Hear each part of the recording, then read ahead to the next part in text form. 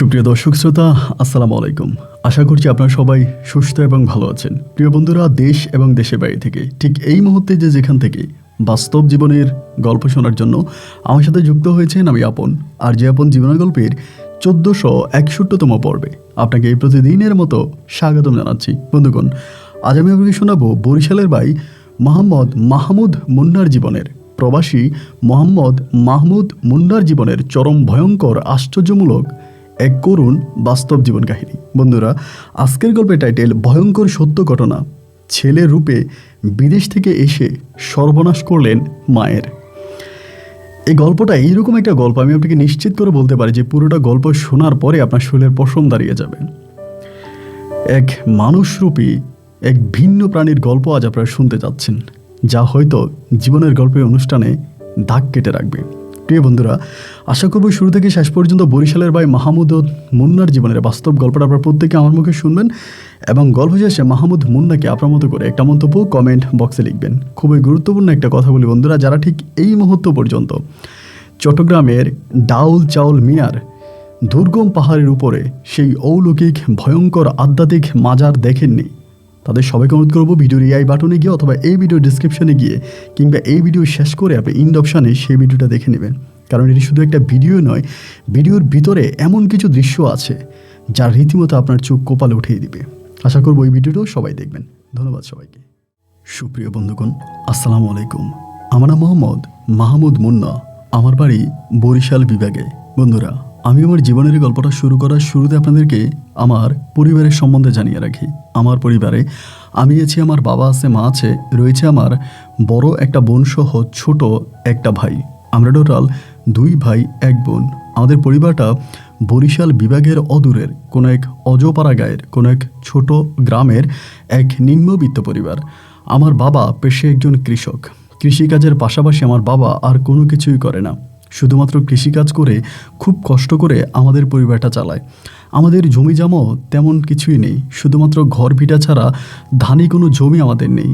আমার বাবা অন্যের জমিতে ফসল ফলিয়ে খুব কষ্ট করে আমার এক ভাই আর এক বোনকে নিয়ে, আমার বাঁকে নিয়ে খুব কষ্ট করে পরিবার চালাতো। পরিবারে প্রচণ্ড রকমের অভাব অনটন ছিল।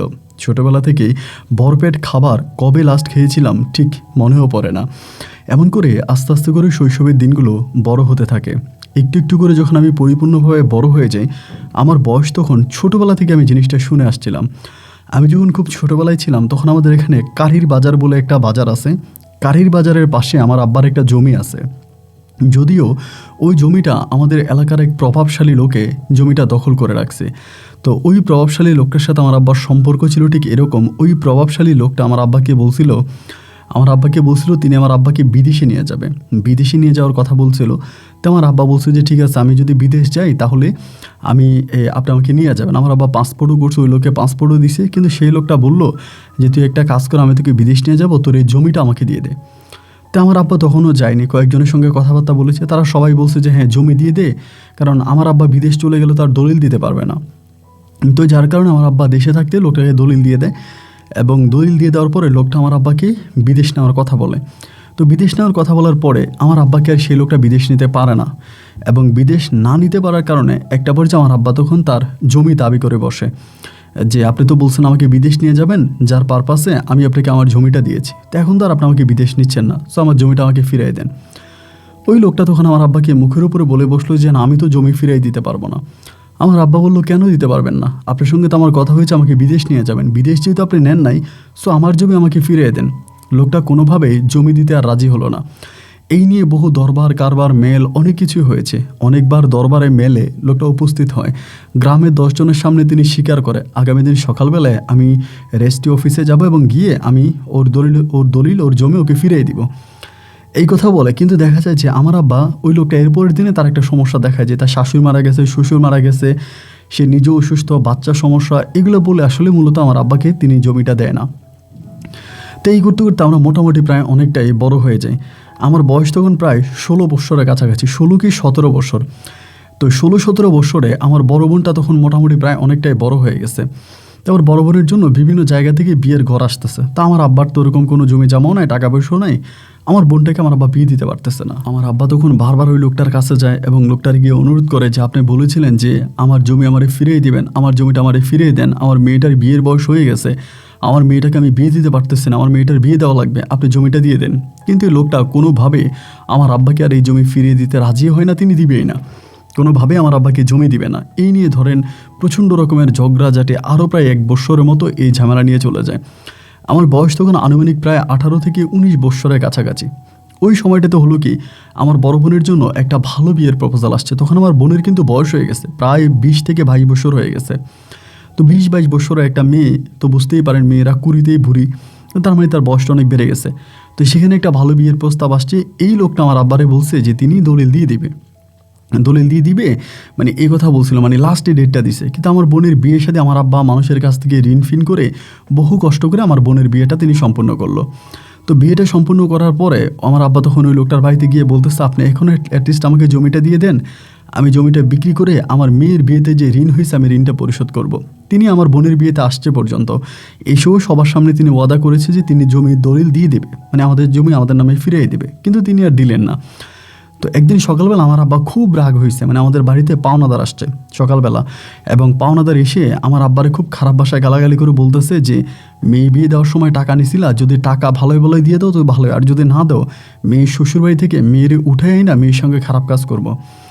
এইরকমভাবে আমার আব্বাকে তখন কথাটা বলে। আমার আব্বা তখন এই জিনিসটা নিতে পারে নাই, মানে খুবই আঘাত খায় আর কি কথাটাতে।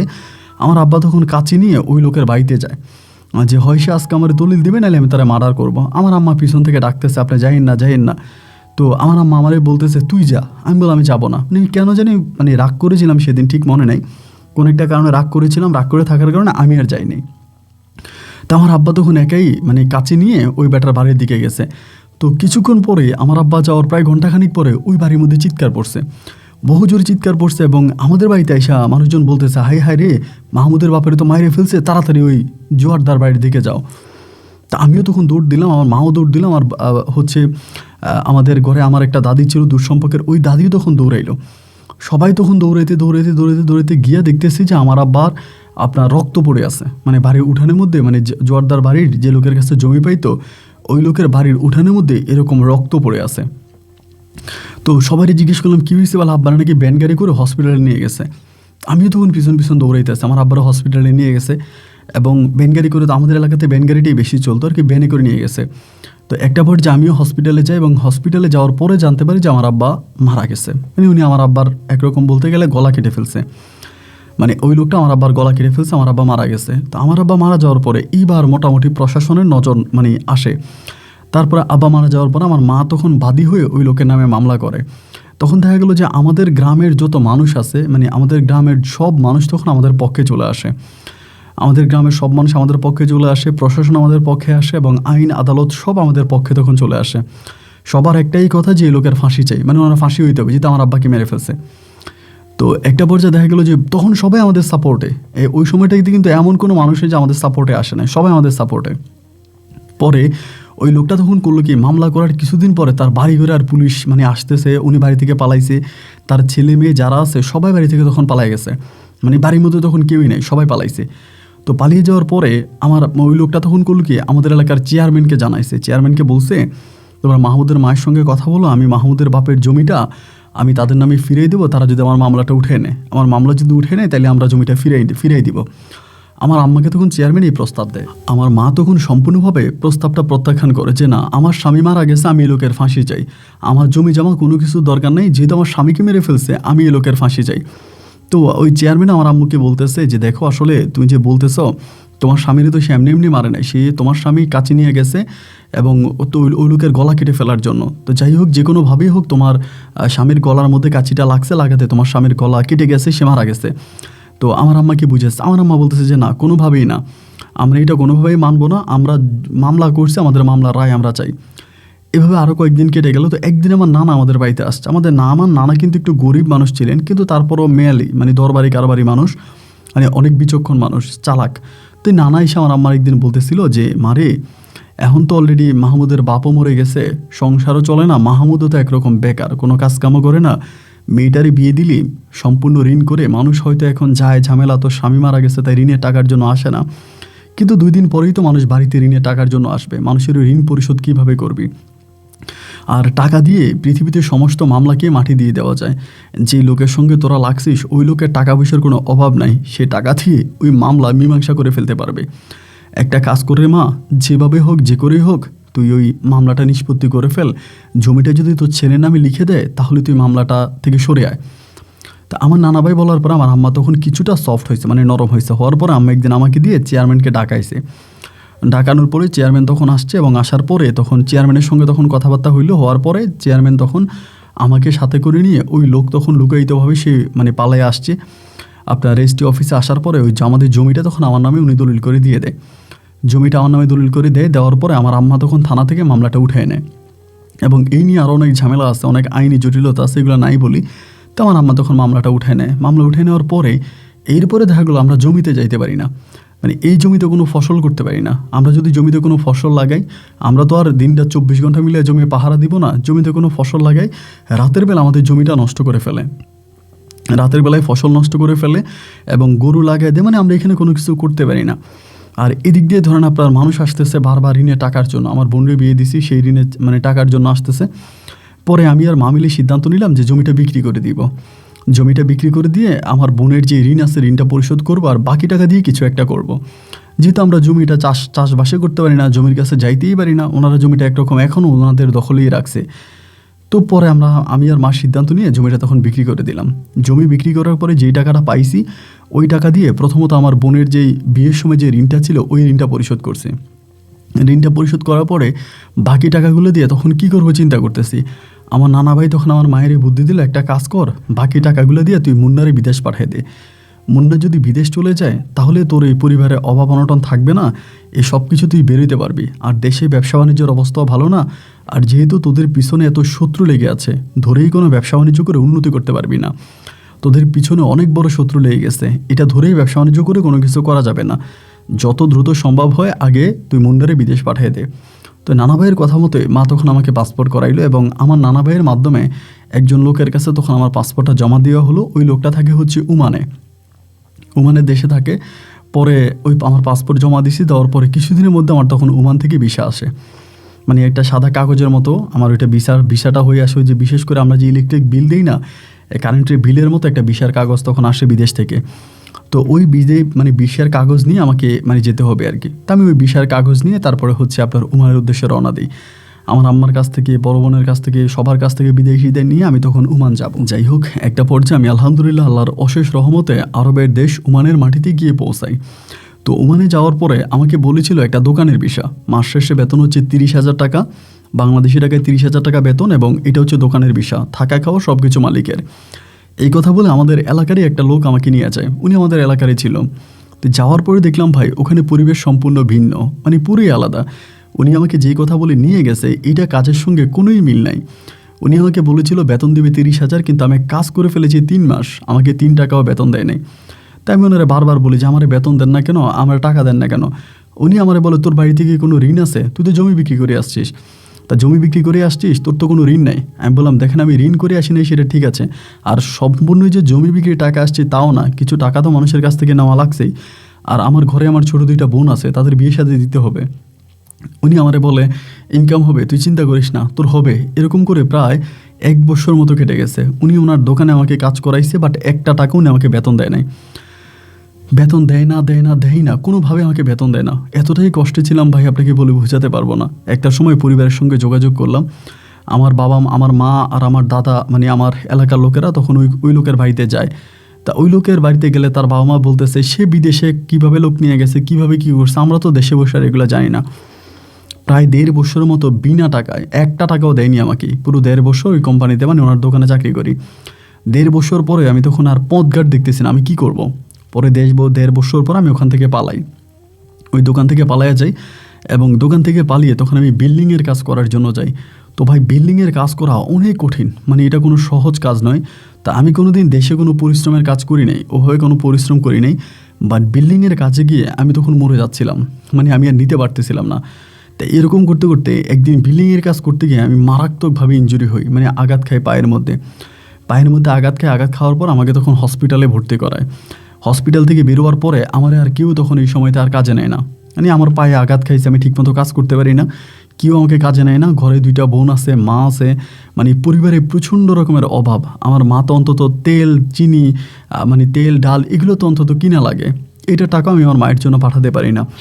প্রবাসের মাটিতে তখন দিনকে রাত আর রাতকে দিন বানিয়ে আমি তখন কাজে শূন্য হয়ে খুঁজে বেড়াচ্ছি, কেউ আমাকে কোনো কাজ দেয় না। কোথাও গেলে, কাজের জন্য গেলে আমার পায়ে ব্যথা, আমার কাজ দেয় না। লাস্ট পর্যন্ত আমি ভিক্ষার আশ্রয় নিয়েছি।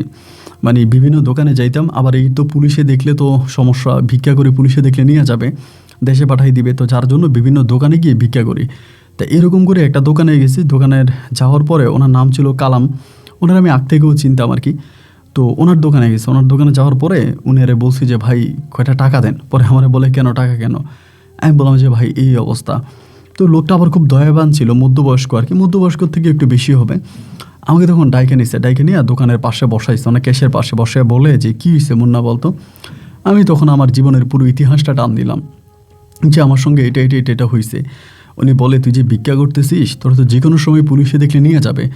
আর আরব দেশে এই উমানে বিশেষ করে প্রচুর সিআইডি আছে, তাদের ঘরে ঘরে সিআইডিতে চাকরি করা লোক আছে, এবং সিআইডি যদি কোনোভাবেই তোকে দেখতে পায় যে তুই ভিক্ষা করতেছিস, আর তুই তো সিআইডিদেরকে চিনবি না, ওরা নর্মালি পোশাক পরেই থাকবে, বাট ওরা সিআইডি, ওরা ডিউটিতে আছে, তা তোর দেখা মাত্র খপ করে ধরে পুলিশের কাছে দিয়ে দিবে। সুতরাং এই বিষয়টা তো সাবধান থাকতে হবে। আর তুই এভাবে ভিক্ষা করতেছিস, আমাদের বাঙালি হিসেবে এটা তো আমাদের জন্য লজ্জার একটা বিষয়। তাই একটা কাজ কর, আমি তোরে কাজ দিলে কাজ করবি? আমি বললাম জি ভাই কাজ করব। বলে তাহলে আমার দোকানে কাজ কর। তাই আমি বললাম যে আপনার দোকানে কাজ করব, আমি তো পালাই আসছি, আমার তো আমার স্পন্সরের সাথে কোনো যোগাযোগ নাই, আমার কফিলের সাথে কোনো যোগাযোগ নাই। তারপরে বলতেছে তোর ভিসা দিয়ে আমি তোর কফিলে যোগাযোগ করব। পরে উনি আমার ভিসা দিল, সব কিছু ঠিকঠাক হলো। এই প্রথম আমি আমার কফিলকে দেখতে পেলাম, যদিও এর আগে একবার দেখছিলাম, মক্তবে যাওয়ার পরে আমার কফিলকে আমি একবার দেখি, এবং এই হচ্ছে দ্বিতীয়বার দেখা। তো আমার কফিলে অতটা বড় লোক না, মানে বেদু টাইপের, গরিব টাইপের। কফিলের সাথে দেখা হয়েছে, পরে কফিলে তখন বলছে যে কফিলকে মাসে মাসে ফয়দা দিবে, তাই যেন এই দোকানে আমার কাজের ব্যবস্থা করে দেয়। পরে কফিল কী করে এই লোকটার সাথে এগ্রিমেন্ট করে আমাকে এখানে কাজে দেয়, কালাম ভাইয়ের এখানে। তো আমি তখন এই ওনার দোকানে ঢুকে ওনাকে বাবা ডাকতে শুরু করছি। মানে আমার এই প্রথম মানে আসার পরে একটা জায়গায় আসছি, পরে আমার হৃদয়টা তখন শীতল হয়ে গেল যে হ্যাঁ আমি একটা ভালো কাজের সন্ধান পাইছি। আমি তখন কালাম সাহেবরে বাবা করে ডাকতেছি যে আপনি আমার বাবা। এই আরবের মরুভূমিতে আপনি যদি না থাকতেন তাহলে আমি বাঁচতাম না, আমি মারা যাইতাম, আপনি আমার বাবা। এটা বলে আমি ওনাকে জড়াই ধরে চিৎকার করে কান্না করি। তো উনি তখন আমার সঙ্গে খুব ভালো করে কথা বলে এবং খুবই মিষ্টি করে কথাবার্তা বলে। উনি আমারে বলে যে ঠিক আছে সমস্যা নাই, আমার নিজেরও কোনো ছেলে মেয়ে নেই, আমি দুইটা বিয়ে করছি কিন্তু আমার কোনো বাচ্চা কাচ্চা হয়নি, আমার ডাক্তারি সমস্যা আছে যার জন্য বেবি হচ্ছে না, তা তুই আমার আসলেই ছেলে, যা তুই আমার ছেলের মতোই থাক। তো এইবার আমার জীবনে একটু শান্তি ফিরে আসলো। আমি এইবার একটু আলহামদুলিল্লাহ আল্লাহর অশেষ রহমতে আমি একটা ভালো কাজ পেলাম, বা ওই কাজটা আমি তখন করতেছি। এইবার পরিবারের জন্য মাসে মাসে মার জন্য টাকা পাঠাইতেছি, আমার যে মানে বোন আছে বোনদের জন্য টাকা পাঠাইতেছি। তখন আমার এইখানে কাজ করার 4 মাসের মাথায় আমার যে ছোটো বোনটা আছে, আমার ছোটো বোনের বিয়ে সম্পূর্ণ করলাম, এবং তারই প্রায় মাসখানিকের মাঝে আমার আরেকটা বোন আছে, আমার এই 2টা বোনের বিবাহ আমি তখন সম্পূর্ণ করলাম।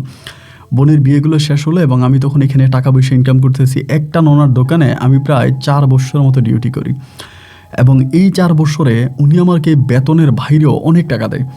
বেতনের বাইরে আমাকে অনেক টাকা দিত। আমি তার ওয়াইফের সঙ্গে কথা বলতাম, তার ওয়াইফকে আমি কোনোদিনও দেখি নাই, এমনি মোবাইলে কথা বলতাম, ওনার আমি মা বলে সম্বোধন করতাম। তো উনি আবার মা বললে লজ্জা পাইতো, আমার বলতো তুমি আমার আন্টি বলো, মা বইলো না, আমার লজ্জা লাগে। তো আমি ওনারা মাঝে মাঝে আন্টি, মাঝে মাঝে মা এরকম করে সম্বোধন করতাম। তো 4 বছর পরে আমার যে কফিল আছে, এবার আমার কফিলে আমার শর্ত দিল, আচ্ছা আমাকে আর বাইরে কাজ করাবে না। আমার কফিল তখন একটা মানে মাঝরানি ছিল, সবজি বাগান টাগান এটা সেটা করবে, একটা মাঝরানি ছিল। আমারে বলে যে মুন্না তুই আর বাইরে কাজ করিস না, তুই আমার আন্ডারে কাজ করবি, আমি মাঝরানি ছি।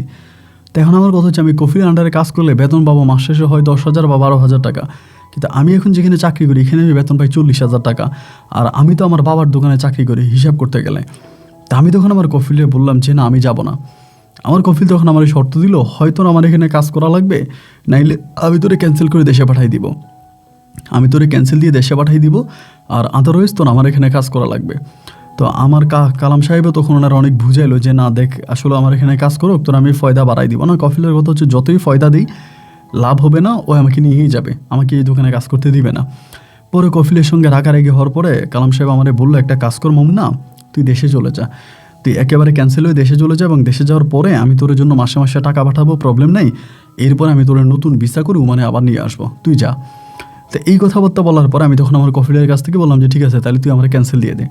কফিলের কাছ থেকে ক্যান্সেল নিয়ে আমি তখন বাংলাদেশে চলে আসি। দেশে আসার পরে ওনাদের মানে আপনার কালাম সাহেবদের বাড়ি ছিল হচ্ছে ঢাকা গাজীপুরে, আর আমার বাড়ি হচ্ছে গিয়া বরিশালে।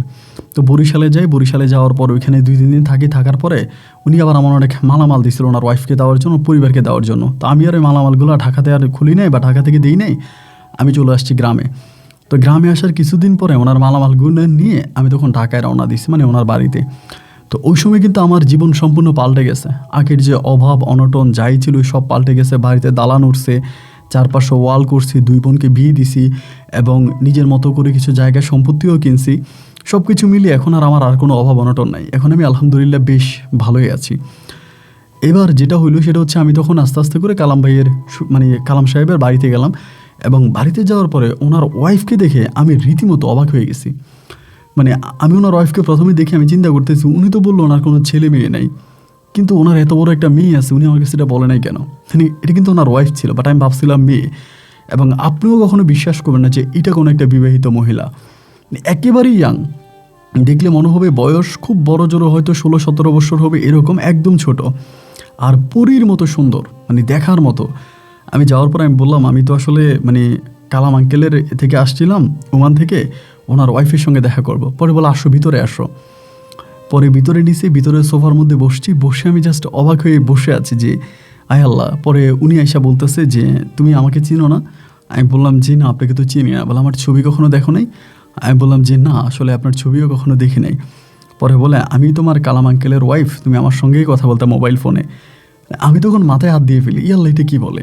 মানে আমি ওনার সঙ্গে মোবাইলে কথা বলতাম, মানে উনি তো পুরোই ইয়াং, একদম ইয়াং একজন মহিলা, মানে দেখলে মনেই হয় না যে তার বিয়ে হয়েছে। আর তিনি বলতেছে তিনি নাকি মানে কালাম সাহেবের ওয়াইফ। আমি বিশ্বাস করতে পারতেছিলাম না। যাই হোক, এরপরেও কথাবার্তা বললাম, এবং বলার পর আমারে বললো যে ঠিক আছে তুমি আজকে থাকো, আজকে আর যাওয়ার দরকার নেই। আমি বললাম না, চলে যাবো, ওনার বাসায় তো কোনো পুরুষ টুরুষ নেই। পরে বললো যে না তুমি থাকো। পরে আমাকে ওনার বাসায় রেখে দিল। রেখে দেওয়ার পরে আমি চাচ্ছিলাম চলে যাব, বাট তারপরে যখন রেখে দিল রাতে থাকলাম, এবং রাতের বেলায় উনি এমন কিছু ড্রেস পরছে, উনি বাসায় আসলে বড়লোকের বউরা যেরকম ড্রেসটা পরে আর কি, তো উনি ওরকম একটা বড়লোকের ড্রেসে পরছে। তো ড্রেসটা আমার কাছে খুব ভালো লাগছে, এবং ওনাকেও আমার কাছে মানে ভীষণ রকমের ভালো লেগে গেছে। মানে আমি তো এরই মাঝে টাকার গরমে সব ভুলে গেছি, আমার অতীতের সমস্ত কিছু ভুলে গেছি। তো এভাবে রাতের বেলায় আমি তখন কালাম আঙ্কেল ফোন দিছে রাতের বেলায় ওনার ওয়াইফের মোবাইলে। পরে আমি কথা বলছি। পরে আমার বলে যে মুন্না তোর বাড়িতে কোনো কাজ আছে? আমি বললাম না, কোনো কাজ তো নাই। বলে আমার বাড়ির সামনে একটা মানে গার্ডেন হবে, তো কালকে একটা লোক আই না গার্ডেনের কাজগুলা করা, মানে নতুন করে ইট সিমেন্ট দিয়ে ওখানে একটা গার্ডেন তৈরি করবে ওনার বাড়ির সামনে। তো পরে আমি বললাম যে এটা আপনি কি বলেন? আচ্ছা ঠিক আছে আমি করবো। বলে তোর তো বাড়িতে এখন কোনো কাজ নেই। আমি বললাম যে না। বলে তাহলে এটা তুই কর। তো আমি তো গাজীপুরের ওইদিকে কাউরেই চিনি না ঢাকাতে। পরে আস্তে আস্তে করে আমি লোক টোক ঠিক করে আনলাম সকালবেলা, আনার পরে কাজ দিলাম। তো আমি তখন ওই কাজটা করাইতেছি, মানে ফুল বাগানের কাজটা করাই, এই চারপাশের কাজগুলো করাই। এই বাসায় আমি তখন প্রায় 3 দিনের মতো আছি, এবং 3 দিনের মাঝে ওনার নাম ছিল সাদিয়া। মানে যতবারই সাদিয়া আন্টির দিকে তাকাই আমি মনে হয় যেন পাগল হয়ে যাই, মানে ওনার প্রেমে পড়ে গেছি একরকম। উনি একটু পরে পরে পোশাক চেঞ্জ করে, এবং এত স্মার্টলি, এত হ্যান্ডসামলি, এত কিউটলি চলাফেরা করে যা আমি আপনাকে বলে বোঝাতে পারবো না। মানে যতই ওনার মুখের দিকে তাকাই ততই যেন মুগ্ধ হয়ে যায়। সময় যত সামনের দিকে যাচ্ছে ওনার প্রতি আমার দুর্বলতা ঠিক ততটাই বেড়ে যাচ্ছে। আমি এটা কাউরে বলতেও পারি না, কাউরে বুঝাইতেও পারি না। আমি তো আদত ওনাকে আমার মা বলেই সম্বোধন করতাম, এবং এইভাবে খারাপ নজর যখন ওনার দিকে যেতে শুরু হলো তখন নিজের কাছে অনেকটা লজ্জা লাগে। চেষ্টা করলাম নিজেকে এই বিষয়টা থেকে হাইড করে রাখার জন্য, বাট কোনোভাবে আমি পারতেছিলাম না। সময় যত সামনের দিকে যাচ্ছে ওনার প্রতি আমি ততটাই উইক হয়ে যাচ্ছিলাম। এমন করতে করতে একটা পর্যায়ে আমি সিদ্ধান্ত নিয়েই নিলাম যে ভাগ্যে যা আছে তাই হবে, কপালে যা আছে তাই হবে, আমি ওনার সঙ্গে একটা সম্পর্কে জড়াবো। এবং উনিও না আমার সঙ্গে খুব ফ্রিলি কথা বলতো। ধরেন আমার সঙ্গে কথা বলার সময় আমার গায়ে হাত দিয়ে ফেলতো, আমাকে গাল টান দিত, আমাকে চুলে ধরে টান দিত, মানে এবং একরকম খুবই হট টাইপের পোশাক পরে আমার সামনে আসতো, যেগুলো রীতিমতো আমার মতো একটা ইয়াং বয়সী যুবক ছেলের কাছে, অবিবাহিত ছেলের কাছে খুবই পেইনফুল হচ্ছিল। বাট ওনাকে তো আর আমি এটা বুঝাইতে পারি না। এবং উনি এইসব মাঝে মাঝে শর্ট প্যান্ট, টি শার্ট, গেঞ্জি, তারপরে হচ্ছে আপনার ক্যাপ, মানে একদম নাইকে স্টাইলে চলাফেরা করতো।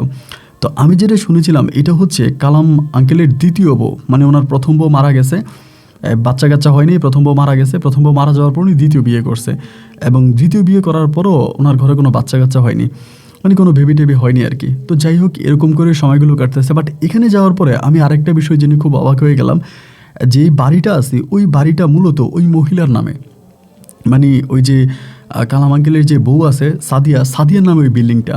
তো আমি জিজ্ঞেস করলাম যে বিল্ডিংটা আপনার নামে কিভাবে হলো, মানে ওনার বাবা নাকি, ও তো দেখতে অনেক সুন্দর ছিল, তো ওনারে শর্ত দিছে, মানে কালাম আঙ্কেলকে শর্ত দিছে যে আমার অবিবাহিত মেয়ে, এত সুন্দর মেয়ে তোমার কাছে বিয়ে দিব, কিন্তু আমার একটা শর্ত আছে, আমার মেয়ের নামে একটা বাড়ি কিনে দিতে হবে। যদি আমার মেয়ের নামে একটা বাড়ি কিনে দাও তাহলে আমি তোমাকে আর তোমার কাছে আমার মেয়ের বিয়ে দিব।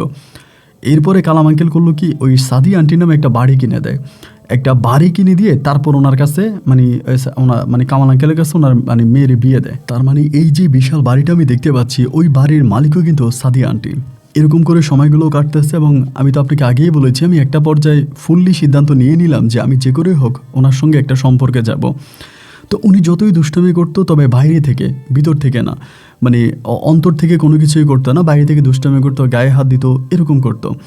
এই করতে করতে আমি একদিন চিন্তা করলাম যে আমি ওনার নামে কালো জাদু করব, মানে ওনারে ব্ল্যাক ম্যাজিক করব, এবং ব্ল্যাক ম্যাজিক করে ওনারে আমার প্রতি আমি পাগল বানাই দিব, আমার প্রতি ওনাকে পাগল বানাবো, এবং পাগল বানানোর পরে আমি ওনাকে বিয়ে করবো বা ওনার সঙ্গে সংসার করব, এরকম একটা চিন্তা ভাবনা আমার মাথায়। তখন কিন্তু আমি ওই বাসায় আছি, মাসের পর মাস আমি এই বাসায় পড়ে আছি। বাসাটা নতুন বানানো হয়েছে, মানে বিল্ডিংটা নতুন বানাইছে। এটা 3 তলা একটা বিল্ডিং এবং সম্পূর্ণ নতুন বানানো, এখানে ভাড়াটিয়ারাও আছে, ভাড়া দিয়ে রাখছে, বিল্ডিংয়ের অনেক কাজ বাকি আছে। আমি তখন ওই বাড়িতে থেকে এই কাজগুলো করাচ্ছিলাম, সামনে পিছনে ওয়ালিংয়ের, তারপরে বিভিন্ন ধরনের কাজ আমি তখন করাচ্ছি। কালাম আঙ্কেল বিদেশ থেকে টাকা পাঠাইতে আসে, এই টাকা দিয়ে আমি তখন ওনার এই বিল্ডিংয়ের কাজগুলো সম্পূর্ণ করে যাচ্ছি।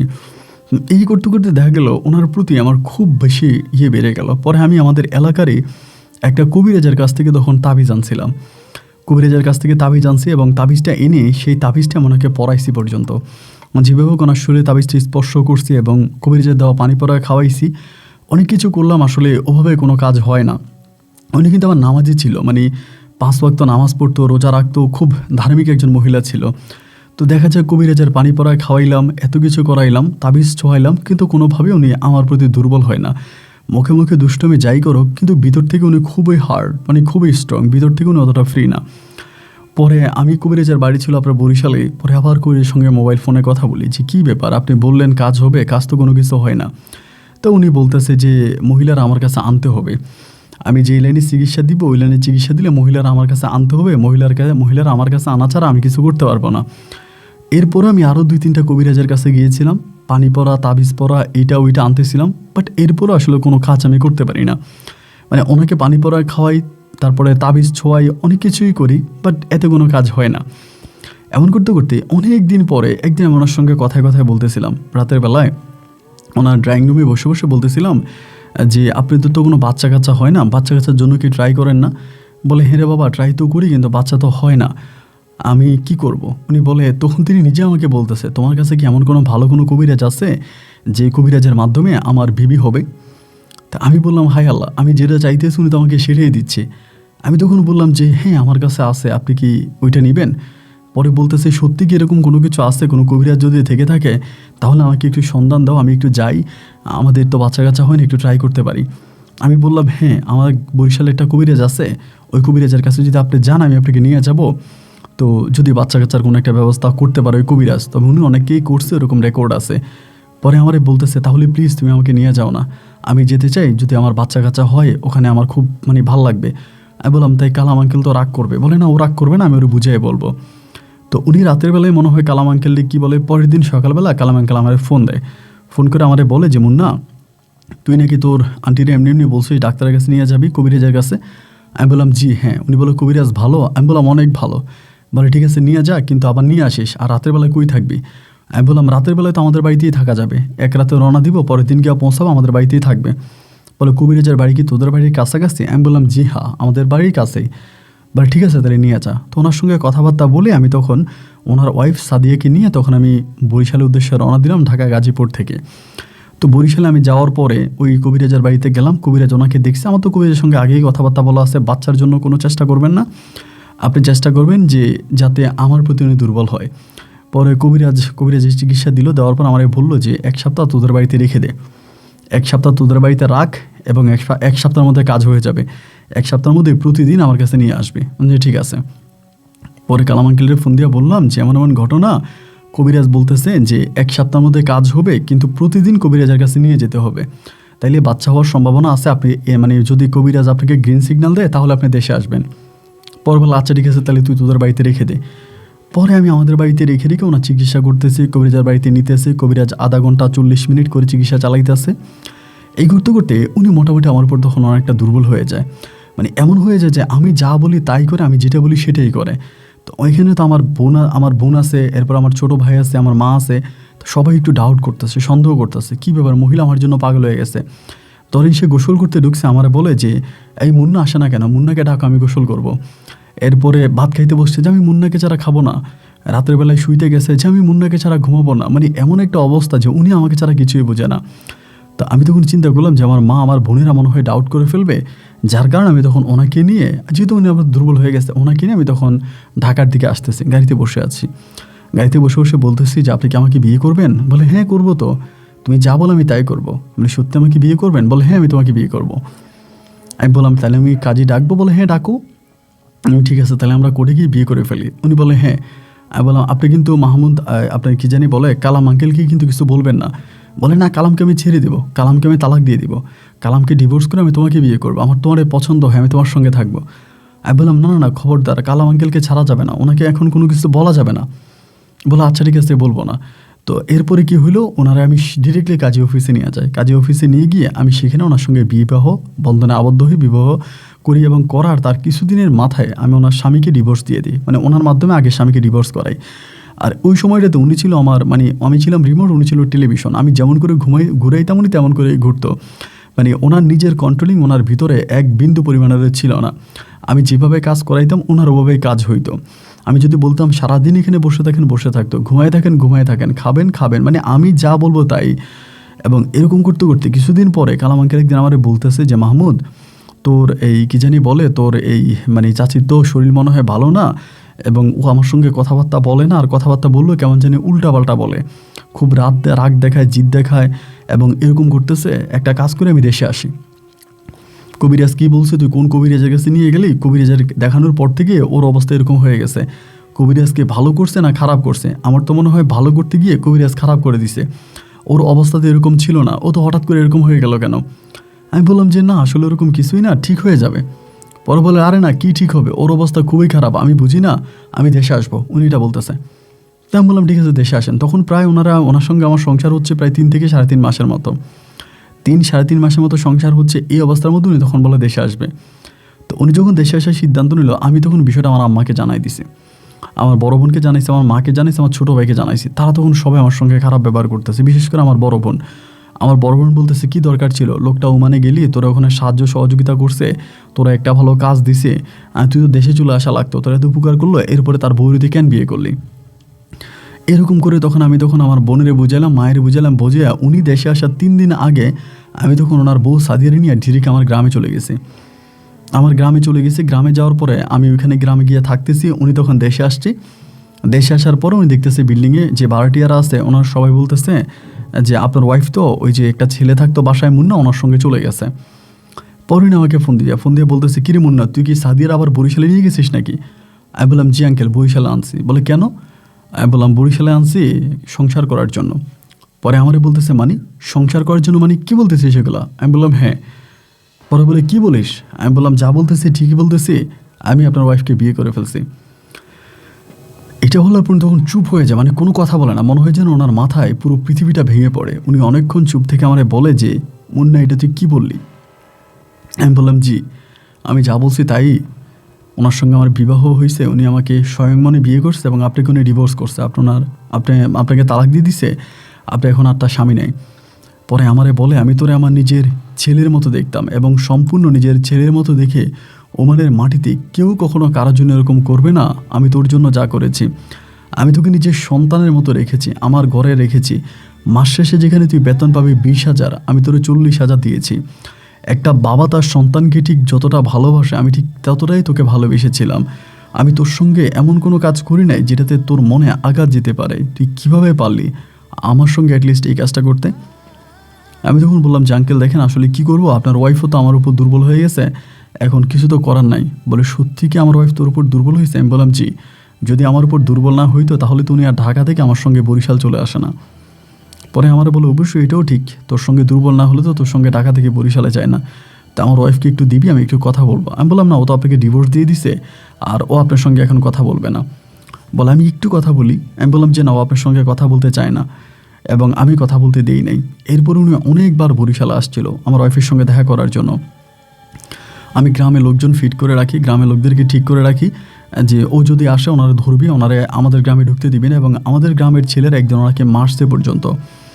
উনি ওনার ওয়াইফের সঙ্গে দেখা করতে প্রচুর পাগলামি করছে। আমি তখন সাদিয়ারে মোবাইল ব্যবহার করতে দিতাম না, মানে সাদিয়ারে মোবাইল দিতাম না। উনি প্রচুর পাগলামি সাগলামি করে একটা পর্যন্ত আবারও বরিশাল থেকে চলে যায় ঢাকায়, এবং ঢাকা থেকে উনি আবারও প্রবাসে চলে যায়, মানে ওমানে চলে যায়। ওনার ওমানে হার্ডওয়ার্কের দোকান ছিলেন, অনেক বড় বিশাল হার্ডওয়ার্কের দোকান, বড় বড় কোম্পানিতে উনি হার্ডওয়ার্কের মাল সাপ্লাই দিতেন এবং কোটি কোটি টাকার মালিক ছিলেন। তো এরকম করে উনি প্রয়োজনে যখন আবার ওমানে চলে যায়, আমি তখন সাদিয়াকে নিয়ে আবারও ঢাকায় গাজীপুরে তার ওই বাসায় চলে যাই। তো বাসায় চলে যাওয়ার পরে প্রায় ওর সঙ্গে আমি 8 মাস ধরে সংসার করি, এতে ও গর্ভবতী হয়। কিন্তু গর্ভবতী হলে পরে ওনার বাচ্চাটা টিকে না, গর্ভবতী হয়ে বাচ্চাটা নষ্ট হয়ে যায় এবং 8 মাসের মাথায় ও কেমন যেন একটু চেঞ্জ হয়ে যায়। 8 মাস পর পর ও জানি কেমন একটু উল্টাপাল্টা কথা বলতে শুরু করে এবং আমার সঙ্গে আগের মতো করে কথা বলেন, এবং তার ভিতরে আমি কেমন জানি একটা পরিবর্তন দেখতে পাচ্ছি। পরে কবিরাজের সঙ্গে কথা বলি, কবিরাজ আমাকে বলে যে তো অনেক দিন ছিল তোর সঙ্গে, এই মানে তাবিজের পাওয়ার তো আর বেশি দিন থাকে না, তাবিজের পাওয়ার যেই দিন পর্যন্ত থাকবে সেদিন পর্যন্ত কাজ হবে, এখন মনে হয় তাবিজ আর কাজ করতেছে না। ওনার কাছ থেকে যদি তোর কোনো কিছু হাসিল করা থাকে করে তাড়াতাড়ি তুই সাইড হয়ে যা, তা না হলে কিন্তু সে চেঞ্জ হয়ে যাবে, এবং সে যদি চেঞ্জ হয়ে যায় তাহলে হয়তো তোরও ছেড়ে দিতে পারে। এটা শুনে আমি তখন রীতিমতো ভয় পেয়ে গেলাম, আয় হায়, ও যদি চেঞ্জ হয়ে আমাকেই ছেড়ে দেয় তাহলে আমার কি হবে? না, যেভাবেই হোক ও চেঞ্জ হওয়ার আগে ওর কাছ থেকে আমার কাজ হাসিল করে নিতে হবে। বিশ্বাস করেন, অনেকেই বলবেন হয়তো আমি লোভে পড়ে করছি, আমি একবারও লোভে পড়ে এই কাজটা করি নাই। আমি এই কাজটা করছি এই কারণে যে ও যদি যেন আমাকে ছেড়ে না যায়, যদি আমাকে ছেড়ে না যায় এই জন্য আমি তখন ওরে দিয়ে ওই তাবিজে মগ্ন থাকা অবস্থায় ওরে নিয়ে আমি রেজিস্ট্রি অফিসে গিয়ে ওর যে বাড়িটা আছে ওই বাড়িটা আমি সম্পূর্ণ দানপত্র নয় আপনার কিনা দলিল করি, যে আমি ওর কাছ থেকে বাড়িটা কিনছো আমার কাছে বিক্রি করছে, এরকম একটা দলিল হয়। আর অনেকের মনে প্রশ্ন জাগতে পারে যে ও নিজের এত বড় একটা বিল্ডিং আমার নামে দিয়ে দিল।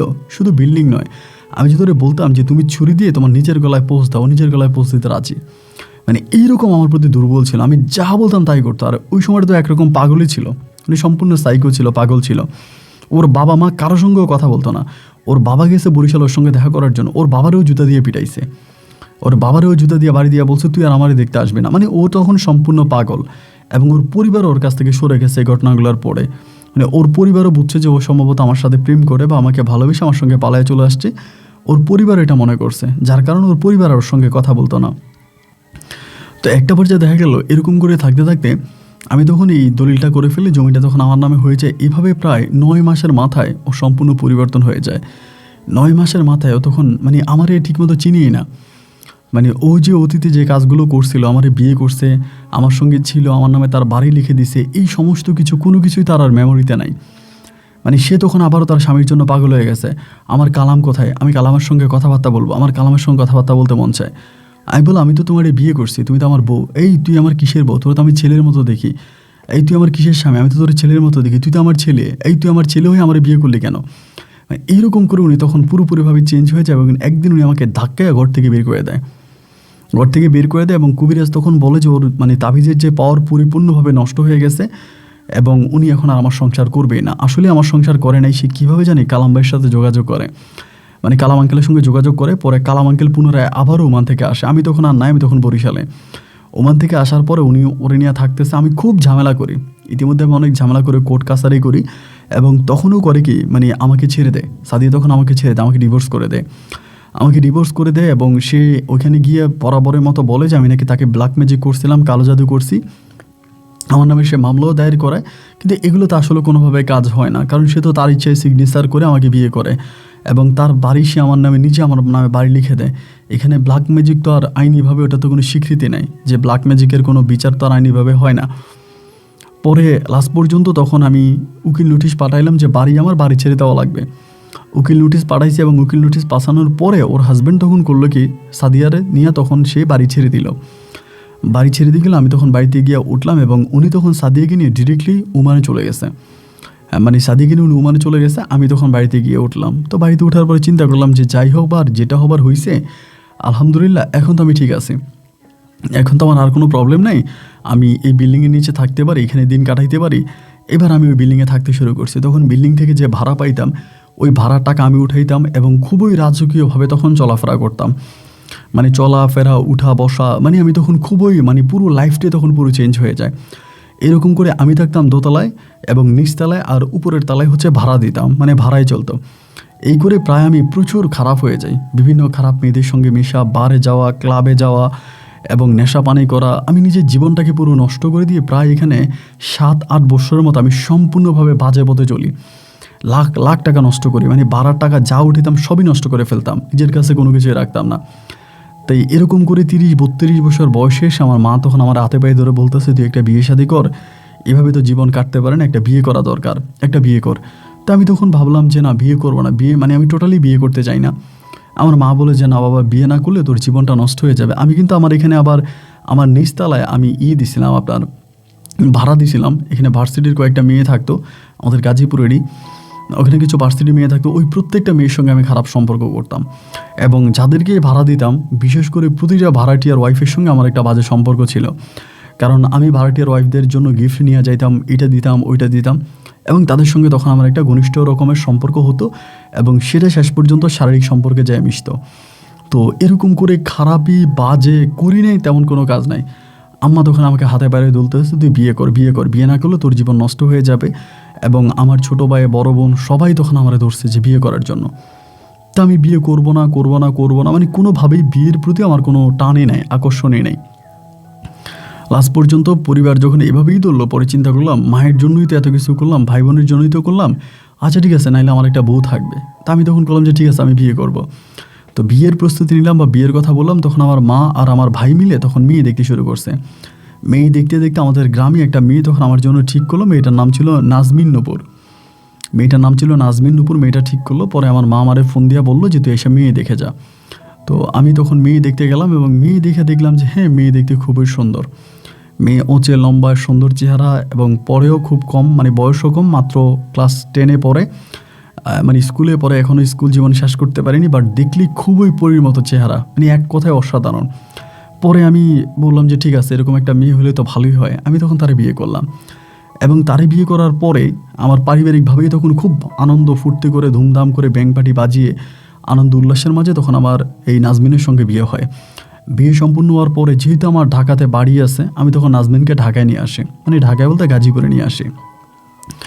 গাজীপুরে আসার পরে তখন আমি নাজমিনের সঙ্গে গাজীপুরে থাকি। আর আমার ছোটো ভাই তখন গ্রামে একটা ব্যবসা ধরছিল, ও ইলেকট্রিকের ব্যবসা করে, মানে তার, কেবেল টেবেল এই ধরনের কিছু বিক্রি করে। ওর বড় দোকান, অনেক বড় দোকান, এবং ওই দোকানের পুজোও কিন্তু আমার ছোটো ভাইকে আমিই দিয়েছিলাম। আর আমার বড় বোনের যে জামাই আছে, আমার বড় বোন জামাই আমাদের বাড়িতে থাকতো, আমার বড় বোনও থাকে এবং আমার ছোটো ভাইও থাকে। মানে এক কথা বলতে গেলে আমার বড় দুলাভাই আর আমার ছোটো ভাই তারা দুজনেই মিলে ওই হার্ডওয়ার্কের দোকানটা চালাইতো, গ্রামের ওই বড় দোকানটা তারা দুজনেই মিলে চালাইতো।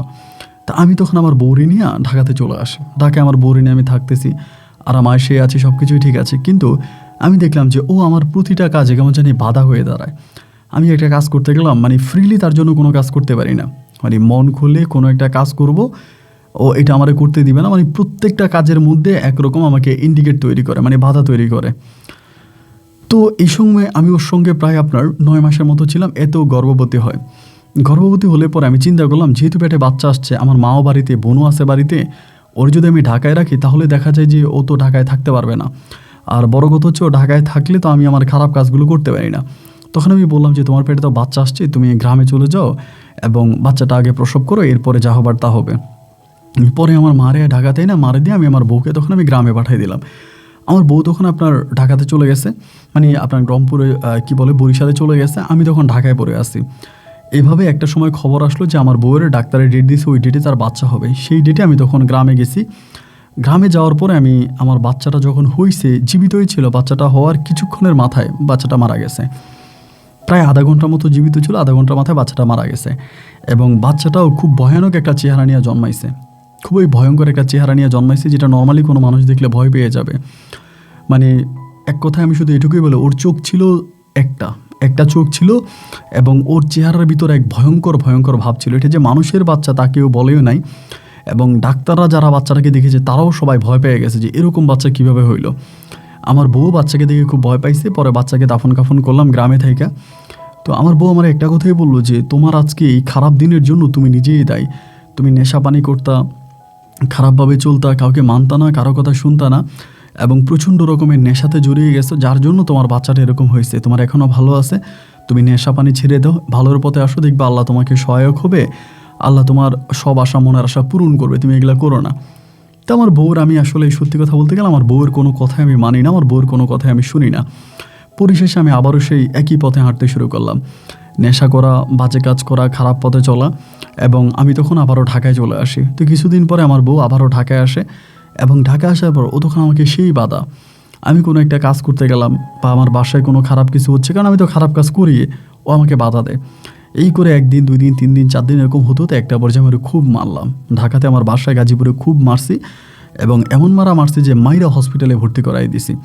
তো আমার মা আর আমার ছোটো ভাই তখন আসছে ঢাকাতে, যে ওকে মারছি, আর আমার আমার বড় আপু আসছে, ওরা 3 জনে ঢাকাতে আসছে, এবং আয়সা দেখছি ও হসপিটালে ভর্তি। আমার মা আমার গজবে দিয়ে গেছে যে তুই ধ্বংস হয়ে যাবি, তোর জীবন পুরো নষ্ট হয়ে যাবে, তুই মানুষ হবি না, এটা বলে আম্মা তখন আবারও আমার ওয়াইফকে নিয়ে তখন তার আবারও গ্রামে চলে গেছে, মানে বরিশাল চলে গেছে।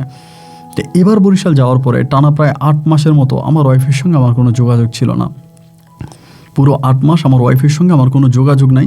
আমি আমার মতো করে ঢাকাতে পড়ে আসি, ঢাকাতে ব্যবসা বাণিজ্য করতেছি। আমি তখন টুকিটাকি 2-1টা ব্যবসা বাণিজ্যও ধরি, ব্যবসা করি, কাজকাম করি, এবং ওই খারাপ, আমার কখনোই এক নারীর প্রতি আমি আসক্ত ছিলাম না যে আমার ওয়াইফ, সে আমার ওয়াইফ, আমি তার প্রতি আকৃষ্ট থাকবো, কিন্তু না, এরকম না, আমি কখনোই তার প্রতি আকৃষ্ট ছিলাম না। আমি বিভিন্ন সময় বিভিন্ন মেয়েদের প্রতি আমার টান ছিল, বিভিন্ন মেয়েদের সঙ্গে আমি খারাপ কাজে জড়াইতাম।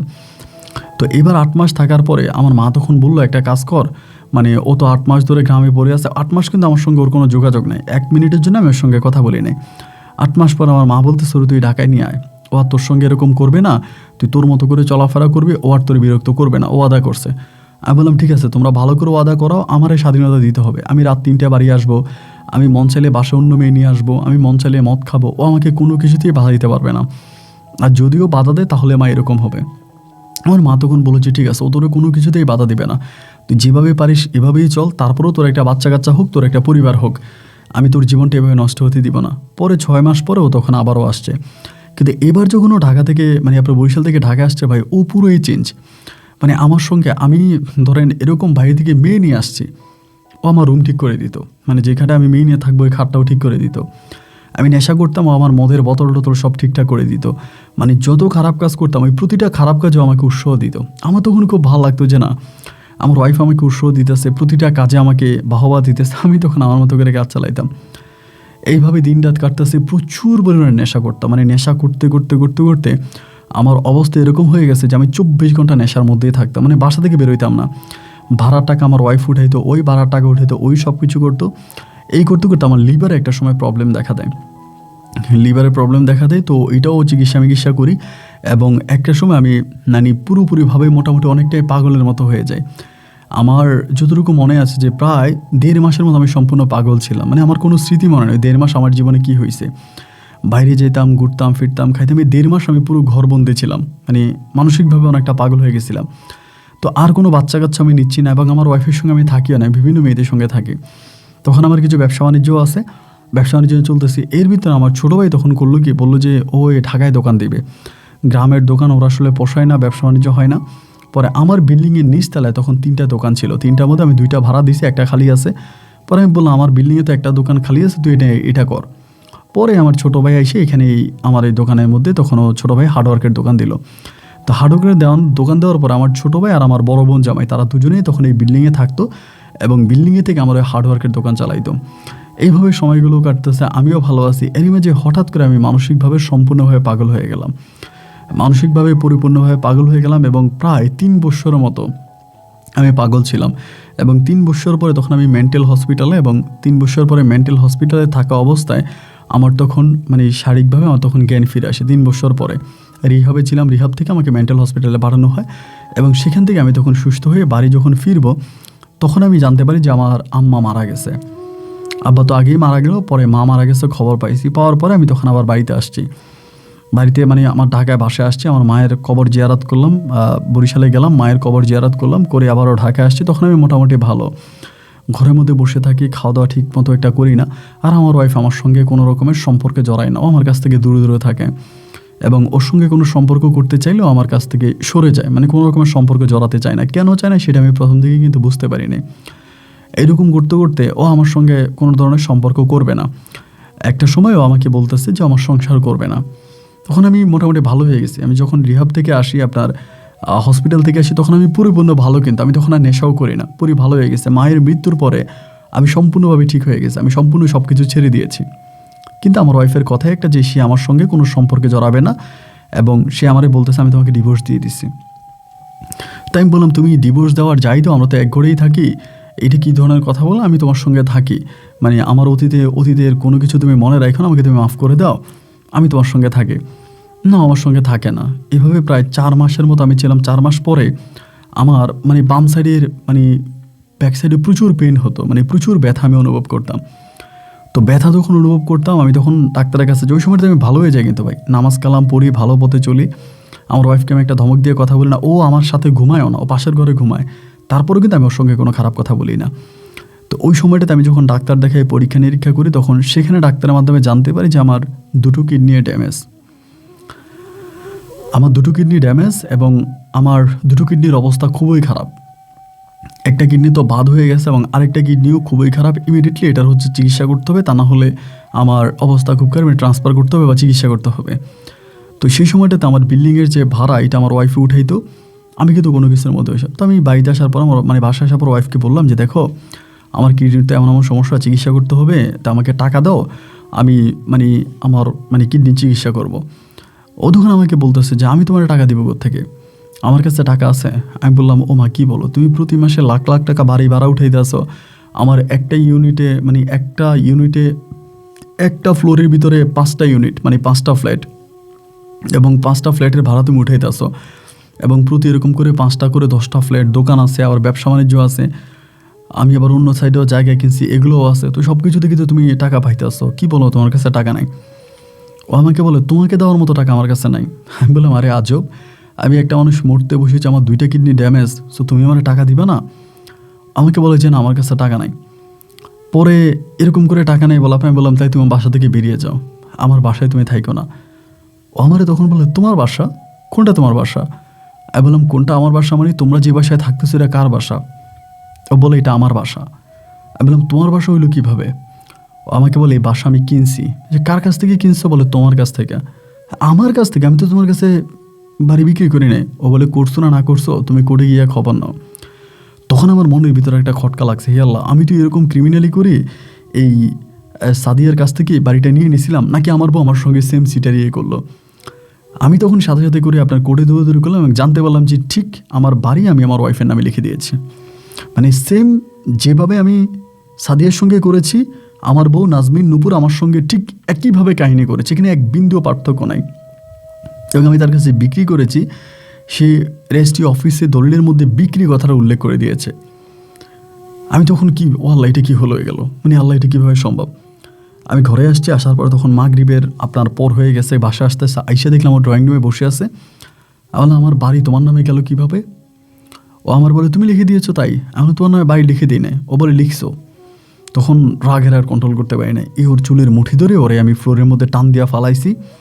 টান দিয়া ফালানোর পরে ওরে আমি মারতে গেছি। ও তখন করছে কি, দৌড় দিয়ে রুমে ঢুকে গেছে, রুমে ঢুকে দরজা আটকায় দিছে।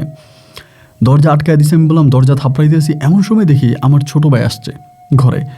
ছোটো ভাই তো দোকানে থাকার কথা, আসছে, এসে বলতেছে, ভাই কী হয়েছে? আমি বললাম, তোরা জানোস না কী হয়েছে আমার সাথে? আমার বড় বোনের জামাইও কিন্তু এখানে আছে, দাঁড়ায় আছে আমার ছোটো ভাইয়ের সাথে। আমার ছোটো ভাই বলে, কী হয়েছে বলেন? আমি বললাম যে কী হয় নাই, আমার জায়গা, আমার বাড়ি তোর ভাবি তার নামে লিখে নিয়েছে, তোর ভাবি তার নামে লিখে নিয়েছে। আমার ছোটো ভাই বলে যে আপনার নামে আপনার জমি উনি নিয়ে নিছে? বলে, হ্যাঁ। তো নেওয়ারই তো কথা। আমার ভাই আমারে বলতেছে। আমি তখন ছোটো ভাইয়ের হাত ধরে বললাম, ভাইরে, আমি অন্যায় করছি, অপরাধ করছি, যাই করছি, এখন তোরা সব আমার সাথে থাক, যেভাবে পারিস এভাবে আমার সঙ্গে থাকার পরে আমার জমিটা আমার নামে নিয়ে দে, ওই আমার সঙ্গে চিটিং করছে। তো ও তখন কী করলো, দরজা নক করতেছে আর বলতেছে যে মানে ওর তো ভাবি বলার কথা আমার ওয়াইফকে, ও তখন আমার ভাবি না বলে বলতেছে এই নূপুর দরজা খোলো। দুইটা ধাক্কা ধরবো, আমার ওয়াইফ তখন দরজা খুলছে। খোলার পর আমি যখন গেছি, যে ওর হাত ধরছি, আমার ভাই তখন আমার হাতের মধ্যে একটা ঝাড়ি মারছে। ঝাড়ি মেয়েরা বলে লজ্জা করে না অন্যের বউয়ের গায়ে হাত দিতে? আমি বললাম অন্যের বউ করতে কি হলো, তুই কী বলতেছিস? সেটা তোর ভাবি, আমার বউ অন্যের বউ কেন? বলে এটা আমার ভাবি না, এটা আমার ওয়াইফ। আমি বললাম মানে কী বলিস তুই আমারে? বলে হ্যাঁ, আপনি পাগল থাকা অবস্থায় ও আপনার ডিভোর্স দিছে এবং আমার বিয়ে করছে, কাবিনের পেপার আছে, চাইলে আমি দিতে পারি। এবং আমাদের বিয়েতে আমার মামার সাক্ষী ছিল, মামাও আছে, এবং আমার দুলাভাইয়ের সাক্ষী আছে, আমার বোনও সাক্ষী ছিল। আমি তখন আমার বড় বোন জামাই জিজ্ঞেস করলাম ভাইয়া কী হয়েছে? বলে হ্যাঁ, তোমার বউ নূপুর তোমারে ডিভোর্স করছে এবং এরপরে নূপুর তোমার ছোটো ভাইয়ের বিয়ে করছে। আমি বিয়েতে সাক্ষী ছিলাম, তোমার বোনও ছিল। আমি বললাম এটা আপনারা কী ধরনের কথা বলতেছেন? বলে হ্যাঁ।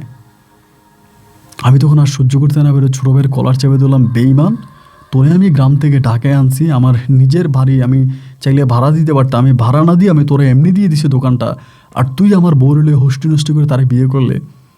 ছোটো ভাই মারছে সেটা সহ্য করলাম, কিন্তু আমার বড় ভুঞ্চা মাইশি আমাকে কুকুরের মতো মারলো, আমাকে মাইরা ধাক্কা ঘর থেকে বের করে দিল।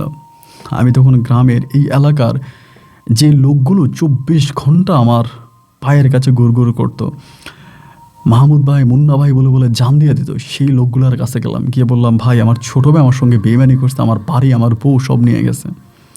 সেই লোকগুলো যখন সবাই বলে এই বেটা তুই তো নেশাখোর, তুই নেশা করিস, তুই বেটা নেশা করিস, তোর মতো নেশাখোরের সাথে কিসের কথা, যা এখান থেকে যা। কেউ আমার সঙ্গে কথা বললো না, একটা মানুষ আমার সঙ্গে কথা বললো না, প্রতিটা মানুষ আমাকে ডিনাই করলো। মানে আমার বিশ্বাস করবেন না ভাই, এমনও লোক ছিল যাদের পুরো পরিবারটা আমি মাসের পর মাস চালাইতাম, সেই পরিবারের মানুষগুলো পর্যন্ত দরজা খুলে আমার মুখে থুতু মেরে দিল। আমি থানায় গেলাম, থানায় গিয়ে জানাইলাম, তারাও বলতেছে যে কাগজপত্র অনুযায়ী তো আপনার ওয়াইফের বাড়ি, আপনি নিজেই লিখে দিয়েছেন, এখন তো এটা কিছু করার নাই, এবং আপনি দানও করেন, আপনি তাকে ডিরেক্টলি তার নামে দলিল করে দিয়েছেন। আমি বললাম আমি তো দলিল দেই নাই। বলে এটা আইনের বিষয়, আদালতের বিষয়, আপনি আদালতে গিয়ে কথা বলেন। আমি কোনো কিছু করতে পারি নাই। শেষ পর্যন্ত কিডনির ব্যথায় আমি আর নিতে পারতেছিলাম না। আমি একদিন এই ঘটনার কিছুদিন পর আমার ছোটো ভাইয়ের দোকানের সামনে গিয়া কান্না করে বলছে ভাই রে, আমার অল্প কয়টা টাকা দিয়ে অন্তত ওষুধ খাওয়ার জন্য, আমি একটু ওষুধ খেয়ে বাঁচি, আমি দাঁড়াইতে পারি না, আমার কিডনির ব্যথা, আমি দাঁড়াইতে পারি না, আমি প্রস্রাব পায়খানা করে ফেলতেছি, আমার মানে জামা কাপড়ের মধ্যে আমি পায়খানা করতেছি, আমার শরীরের অবস্থা খুব খারাপ, আমার কয়টা টাকা দে। আমার ছোটো ভাই আমার বলে তোর মতো নেশাখোরের তো এটাই হওয়া উচিত, তুই তো একটা নেশাখোর, তোর নেশাখোরের এটাই হওয়া উচিত, তুই একটা নেশা করে নিজের কিডনি বাদ দিয়ে দিছিস, আমরা এখন টাকা দিয়ে তোর কিডনি ঠিক করবো। আমি বললাম ভাইরি আমারে কয়টা টাকা দে। ভাই আমারে টাকা দেয়নি। আমি ঢাকা থেকে বরিশাল গেছি আমার বড় বোনের বাড়িতে, বড় বোনের ঘরে যায়, বড় বোনের পায়ে ধরে বলতেছে আমার কয়টা টাকা দেয়। আমার বড় বোন আমারে গাড়ি ভাড়ার টাকা দিয়ে দিছে ঢাকায় চলে যাওয়ার জন্য। আমার বড় বোন আমার টাকা দিছে, গাড়ি ভাড়া দিলাম, যা ঢাকায় চলে যা। আমি ঢাকায় আসছি, এমন কোনো লোক নাই আমি যার কাছে যাই নাই, এমন কোনো মিডিয়া নাই যার কাছে আমি যাই না। আমার বাড়িও আমি ফিরে পাই নাই, জায়গা সম্পত্তিও পাই নাই, আমার বউও পাই নাই।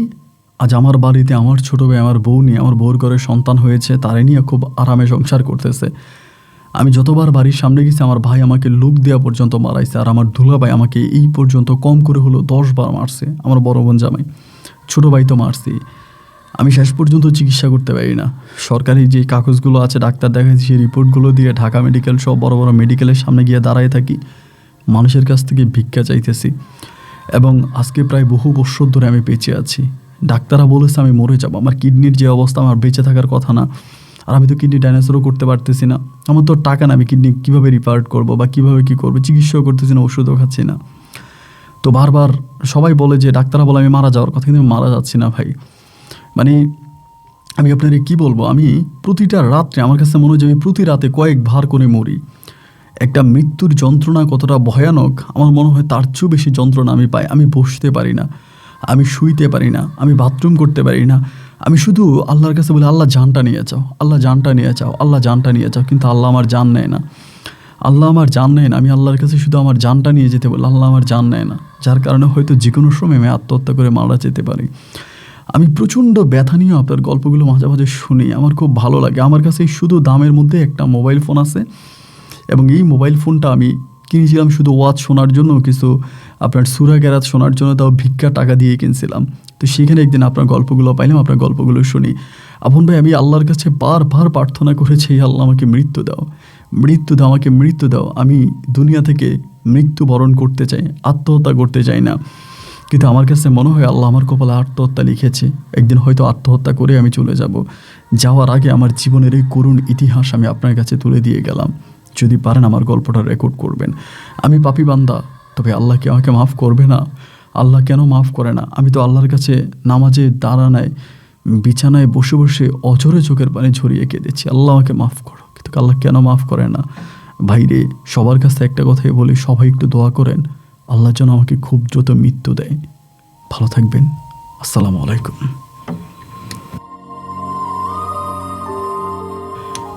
প্রিয় বন্ধুরা, সবাইকে অনেক বেশি ধন্যবাদ এই পর্যন্ত আমার সঙ্গে থেকে বরিশালের ভাই মাহমুদ মুন্নার জীবনের এই হৃদয় বিদারক করুণ বাস্তব গল্পটা শোনার জন্য। হে মানব, কিসের করছো তুমি এত অহংকার? সকালবেলা ধনীর তুমি, ফকির সন্ধ্যাবেলা। সকালবেলা বাদশা তুমি, ফকির সন্ধ্যাবেলা। হে জাতি, কি নিয়ে করছো এত অহংকার? শরীরে একটা ছোট্ট বিষ পোড়া উঠলে এইটা চিকিৎসা করার মতো টাকাও কোটিপতিদের কাছে নাই। আমি এরকম অনেক ঘটনা দেখেছি যে বড় বড় টাকার মালিক, বিলিয়ন বিলিয়ন ডলারের মালিক, কিন্তু সেই লোকের গায়ে একটা ছোট্ট বিষ পোড়া উঠেছে, সেটার কারণে সে মারা গেছে। ফেলে দেওয়া নিঃশ্বাসটা নিতে পারবো কিনা তার কোনো গ্যারান্টি নেই, কিন্তু এরপরও এই ছোট্ট জীবন নিয়ে ছোট্ট দুনিয়াতে আমরা কত কি না করে বেড়াই। মাহমুদ মুন্নার জীবনের গল্পটা শুধু একটা গল্পই নয়, আমার কাছে মনে হয় এটা প্রতিটা মানুষের জন্য এক চরম শিক্ষা। উপরের দিকে থুতু মারলে যেটা নিজের গায়েই পড়ে, এই গল্পটাই তার জ্বলন্ত প্রমাণ। মুন্না ঠিক সাদিয়ার সঙ্গে যা করেছে তার দ্বিগুণ তিনগুণ হয়েছে মুন্নার সঙ্গে, এবং তা পর কেউ করেনি, নিচের রক্তের আপন ভাই। এটাই দুনিয়া। এইটা বুঝতে পারলেই আমরা অন্তত ভালোর পথে আসবো। আজকের গল্প আপনার জীবনকে পাল্টে দিবে এই প্রত্যাশায় আমি আপন আজকের মতো বিদায় নিচ্ছি। তবে বন্ধুরা, সবার কাছে বিনীতভাবে অনুরোধ করব, যারা এই পর্যন্ত আমার সঙ্গে ছিলেন তারা আমার সাবস্ক্রাইবার নয়, শুধু তারা আমার পরিবার। এই পরিবারের মানুষের কাছে অনুরোধ করব, আপনারা অন্তত কিছুটা হেদায়েতের জন্য হলেও আমার এখানকার মাজারের ভিডিওটা দেখে নেবেন। ডাল চাউল মেয়ার মাজার, এরকম নাম হয়তো আপনি আর কখনো শোনেননি। কেন ডাল চাল মিয়ার মাজার, সেটাও ব্যাখ্যা এই ভিডিওতে দেওয়া আছে, এবং অলৌকিক কোনো কিছু, ভয়ানক কোনো কিছু আমি এই ভিডিওতে ধারণ করেছি আমার ক্যামেরায়, তা চাইলে আপনারা দেখতে পারেন। তবে হ্যাঁ, এটা একটা ধর্মীয় ভিডিও, ধর্মীয় দৃষ্টিকোণ থেকে দেখবেন। আল্লাহ হাফেজ এন্ড আসসালামু আলাইকুম।